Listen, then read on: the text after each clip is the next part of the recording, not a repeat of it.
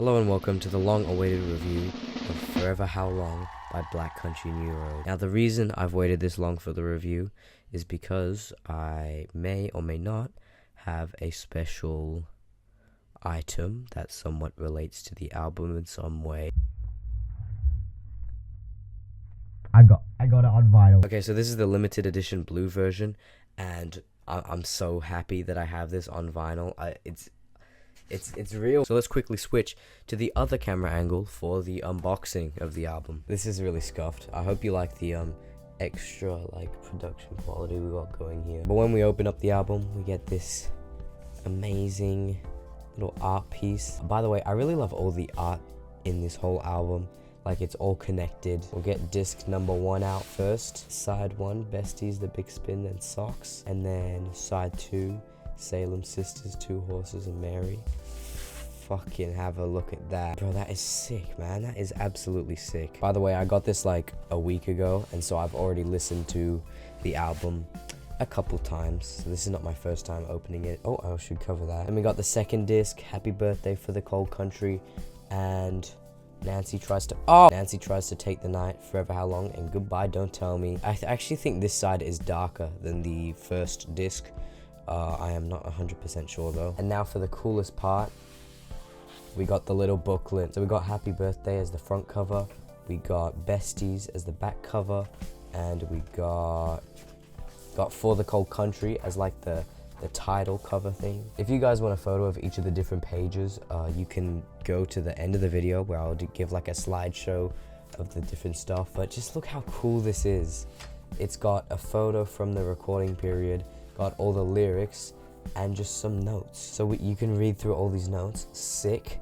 This is actually some of the coolest shit I've ever seen. Look, the Big Spin, which was originally named the Lemons. Look at that. So these are all the instruments we got. I'm not going to read through every single thing, but there's just so many Easter eggs and everything for all the different songs. And I just think it's a really cool touch. Got Two Horses, Mary, Happy Birthday for the Cold Country, Nancy Tries to Take the Night, Forever How Long title track. We got Goodbye Don't Tell Me. And these are some extra little things just added for, you know, just because why not? As I said, if you want like a full slideshow photo of all of those pages, I'll add it at the end of the video. But I just think that this is such a nice touch. It feels really personal, and it feels like you're kind of a part of the writing process. You feel like you're a part of the band, you know, with these like silly photos and stuff and the notes. I just think it's really cool, and I really appreciate that they, you know, actually put effort into the booklet. We got the back side here, and we got side 1, side 2, side 3, side 4, credits. And I'm not sure if you can tell, but it's got this really nice texture to it, almost like the actual painting. Like, it's got this grainy texture to it. It's really nice. There was some dust on mine. I'm sorry, Forever How Long.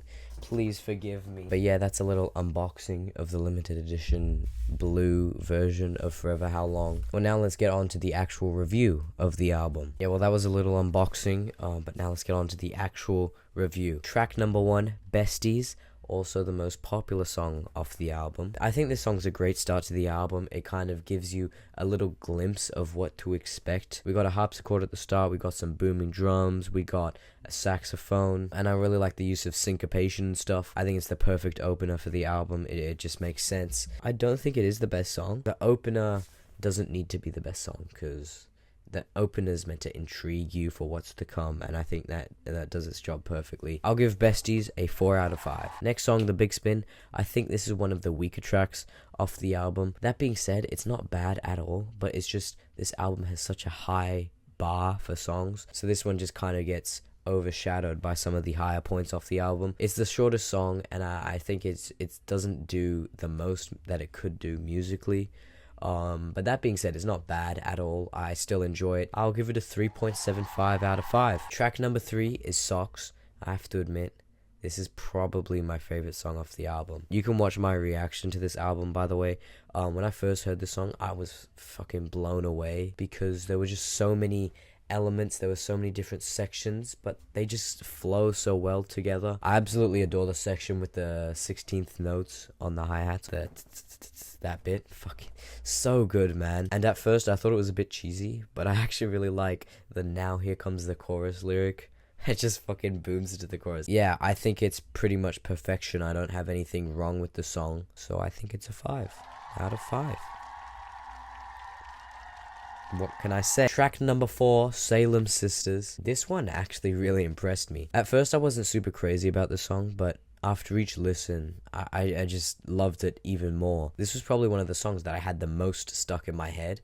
So it was one of the most catchiest songs. Like, I just had different melodies stuck in my head. Bro, and the part where it goes from 4/4 to 3/4 to 4/4 to 3/4 just absolutely blew me away. That is fucking crazy. This song might be one of my favorites, actually. And I was just really impressed with how they managed to fit so many ideas into just 3 minutes of music. That song is actually, like, I forgot how good that was. Holy shit. Wait, that might be one of my favorites. That might be my favorite. Yo, I'm having an absolute revelation right now. I mean, I don't have any complaints with it at all. I think the musicianship is through the roof, as usual for Black Country New Road. That's why I'm gonna give it a 4.75 out of 5. I don't want to dish out too many 5 out of 5s. Track number 5 is Two Horses. This is a fan favorite, and I see why. This one's quite country inspired with a acoustic guitar backbone. The moment I absolutely fell in love with this song was the whistling bit where it goes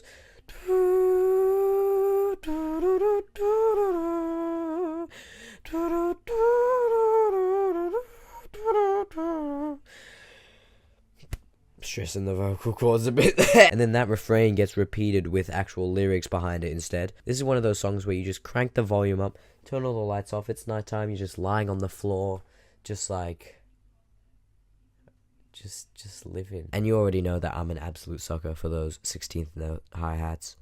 They're just fucking amazing. They get me every time. The only thing that could have been improved with this song is I feel like the payoff isn't as big as it could be. I'm also going to give this song a 4.75 out of 5. Track number 6 is Mary, and I will admit I'm not super crazy on this song. I feel like this track doesn't do as much as it could musically. I feel like it's a bit too samey for my liking, because it's basically just vocals and acoustic guitar for the whole thing. That being said, the vocal harmonies are really nice, especially in the She Screams in the Shower part. They are like orgasmic, bro. But I feel like this is also one of those songs that will just grow on me with time. That being said, this is definitely not my favorite song off the album, but it is not the worst, and that's that. That's why I'm gonna give this one a 3.75 out of 5. Track number 7 is Happy Birthday, which I've also done a full review on, which you can check out on my channel. I think this song really works well as the second single for the album. I would say it's the most driving of the whole thing. Like, it's the most drum heavy. There's the use of electric guitars, which I think is a first for the album, and it's a banger, bro. I will admit. I was worried that album would get a little bit boring after the first few songs, because they were kind of already slowing down by the start, but this really just shoots it up, especially after Mary, which was quite a boring-ish track. I just love it when any song adds in some like ba-da-das or la-la-las, man. It's just great. But yeah, that's a great song. I'm gonna give it a 4.5 out of 5. Next song is For the Cold Country, which is the third single, and I think this might be the best song, if not Socks. I just think the way this song just builds up is so amazing. Like, the way it goes from vocal harmonies at the start to slowly bringing in instruments to just all of it coming up and then just absolutely banging out in the end. I don't really think talking about this song can give it justice. I just think you have to listen to it, man. The only problem I have with it, and I think this is a me problem, is that the payoff doesn't pay off as much as I'd like to. The only reason I say that is because I think I'm too used to the old Black Country New Road, where the payoff is just like some half-time drums with cymbals. I just think all that build-up across the 5 minutes for that, the payoff just doesn't really, just for me, it's just a little bit, it's missing a little bit. Apart from that, I would say it's a great song. It's a great song. That's why I'm going to give it a 4.9 out of 5. Track number 9, Nancy Tries to Take the Night. This one is also a certified banger. I really love the acoustic intro. I think that sort of passage is really nice, actually. Now, this is just a me thing, but I really prefer Tyler's voice compared to Georgia and May. I just like the cadence and tonality of it. That's why I think I have a tendency to like the songs she wrote more than the others. And guess what? They've got more 16th note hi-hats. Bro, Charlie Wayne, you know how to please me. That sounds really fucked up, actually. You know how to tickle my ear. No, that's not that. You know what I like? And 16th note hi-hats is something I like. And then when he absolutely goes off with those syncopated snare hits, bro, they just, oh my god, bro. Bro, the way that song just goes through different sections, like, this band is genuinely amazing at just making fully fledged out songs. Just the different ideas intertwining with each other to make a full piece of music. It's just genuinely crazy how... My bin fell over. It's just crazy how consistently they can just make just great songs. I don't know what to say. This might be one of the best songs off the album. I know I'm saying that for like every third song, but there's just that many good songs. I'm gonna give that one a 4.8. I feel like For the Cold Country is slightly better. Slightly. And then Socks is slightly better than that. Track number 10, the title track, Forever Howlong. I'll just be straight up to you. This is the worst song off the album by quite a bit. I just think the ideas are not as good. It just extends on for too long. I mean, the lyrics are kind of funny, but I don't think it has that many redeeming qualities. And that being said, I'm probably a bit harsh on it. It's still not a horrible song. I just think many of the other songs just do a lot more musically. They have higher highs, and it just unfortunately doesn't really go anywhere. That being said, I think I'm gonna give it a 3.5 out of 5. I think they could have done without this song on the album. Okay, now time for track 11, Goodbye, in brackets, Don't Tell Me. I think this is the most underrated song off the album. This song also kind of has this country twang to it, and I think that's just got something to do with Georgia Ellery's songwriting. I really love the I've fallen in love with a feeling or seedling or fear I believe in. I really love the way she sings that. I think this song's ending is absolutely perfect for this whole album, because instead of just kind of fading out, it goes off with a bang, and it makes sure that it goes off with a bang. So I'm feeling a 4.25 out of 5. Overall, that album was fucking amazing. Considering they were able to do that after Isaac, the lead singer, leaving the band, is absolutely crazy to me. It shows that they weren't just dependent on the front man, that they, as a group of musicians, they're all extremely competent, and I never doubted them for that. But when Isaac left, I was a little bit like, you know, where are they going to go next? And then with Live at Bush Hole, they kind of showed a glimpse of what they're capable of, but